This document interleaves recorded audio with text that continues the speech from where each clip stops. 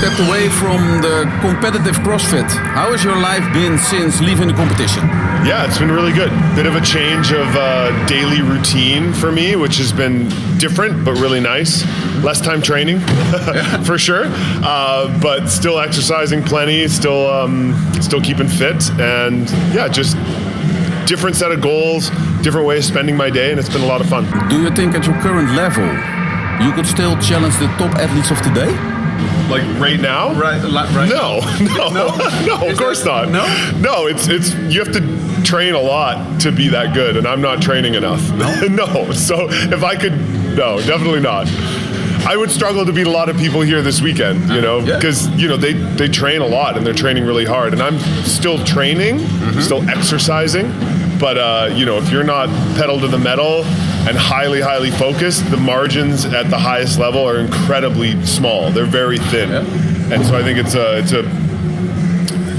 a compliment to what I used to be able to do and what those athletes can do now. That it's not easy. It doesn't just, you can't just pick it up like riding a bike. So no, Is there any possibility you return to the competition someday? No, I don't think so. I mean, never say never, but at this point, I haven't regretted it for a day yet. Oh? No, and I don't plan on returning to compete at a high level. Okay. Yeah. We think, from BurpeeTalk, that you stopped too soon. Okay, yeah. Rogue, you were second, third? Second, yeah. The games before you were third, I guess. Third and fourth before that. So we think you still had a chance to be the champion. Yeah. Well, yeah, I mean, in the last 2 years of competing were the two best years I ever had, right? So I think it was 9 or 10 events, and I finished fourth or better in all of them 2 years in a row. So I knew I was still very fit and really good at it. I was very aware of that, and that I was stopping sort of near or at my peak. But that's just what I was comfortable with, and just change of goals and change in lifestyle, and I was ready to move on. Yeah. What is your main focus these days? Is it coaching, working with the PFAA, seminars, or something else? Yeah, it's all of those things, right? So getting to spend some more time with family has been great. Get to play a little more volleyball. That's certainly not the focus of my days, but once a week or so I get to go and play volleyball, which is fun. Getting to work more on the PFA, more traveling, like coming to this event and actually getting to do seminars and speaking. Didn't get to do that as much when I was competing.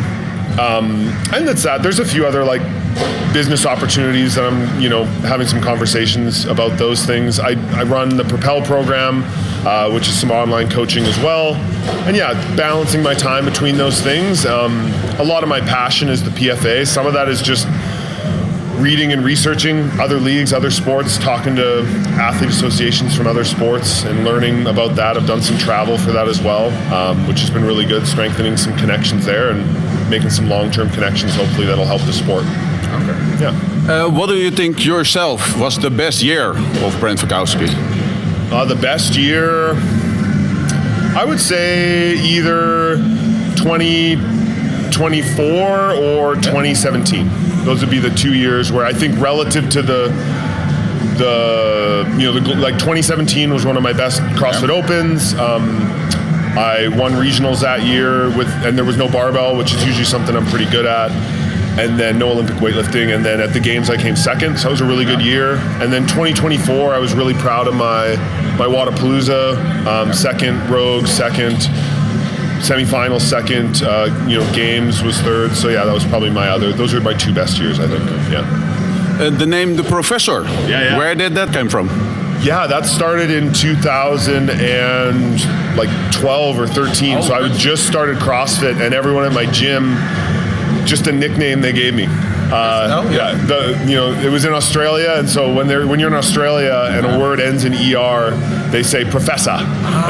So they just kind of a nickname. I was, an accountant. I was, I guess, a bit of a nerd, going to school, and I was always breaking down workouts, timing my splits, trying to be really technical and analytical, which is sort of the seminar I did this weekend here. So not much has changed.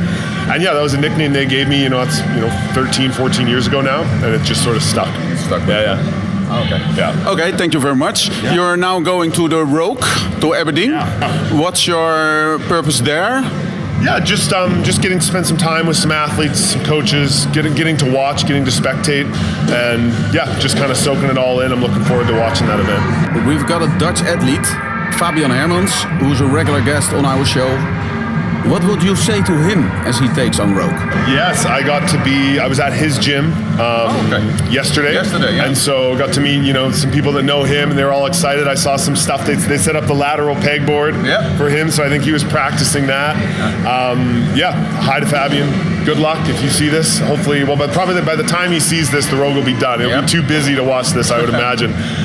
But hopefully it's a good experience. It can always be tough. That's a big jump up, right? At rogue, there's nowhere to hide. It's really the 20 best men in the world, so he'd be one of the younger, less experienced athletes there. Hopefully he can, enjoy the opportunity, get good experiences, learn, still have fun, be hungry for the next time. Let's be honest, he's not going to win rogue. No, you know what I mean? He's not going to be on the podium. Let's be honest, he's probably not going to finish top 10, and so it can be hard sometimes as a young athlete, and likely when he's in the Netherlands, even in, he's probably winning. He's crushing people. He's amazing, right? Yeah. He's one of the fittest men in the world. Yeah. But there's levels, right? And I experienced that at times too, where I go to an event and, it happened to me at the games sometimes. In 2022 is a good example where I came in, I just won semis, I was feeling good, and by the end of day 1 or 2, I realized oh man, I've lost a step. The top men have just passed me. I think I finished 16th that weekend, and that's kind of where I belong. That's just where my fitness was. And sometimes that happens. And so during that weekend, and hopefully for him this weekend, he doesn't get too hung up on the leaderboard if he's not doing as well as he hoped, and he can more find satisfaction and create goals really based on an internal fire and a belief in I'm going to execute, I'm going to give it all I have, I'm going to pour it all out there for myself, for my coach, for my training. And whether that puts me in 20th or 19th or 18th or 15th or 12th or maybe it's 9th, but finding satisfaction in that. And I think that can be really hard for younger athletes, less experienced athletes, especially, he's the best in the Netherlands, right? So he's so good. But, there's levels. And so in order to get to that next level, he's going to have to, find that fire and keep that intensity and really keep chipping away. And if hopefully whatever the result is, he can use that to fuel him and not, get him disappointed or I'm not going to try to go there anymore. That was too hard. I'm going to stick where I'm the big fish in a small pond. It's no, hopefully he can keep pushing to become better and better. Okay. Thank you very much. Thank you for today. I did the seminar with you. I had my first handstand walk steps. You're first. From me. So thank you very much. Good. Hope to see you around sometime. Thanks so much. It was a great interview. Thank you so much. Netherlands, BurpeeTalk. Thank you very much.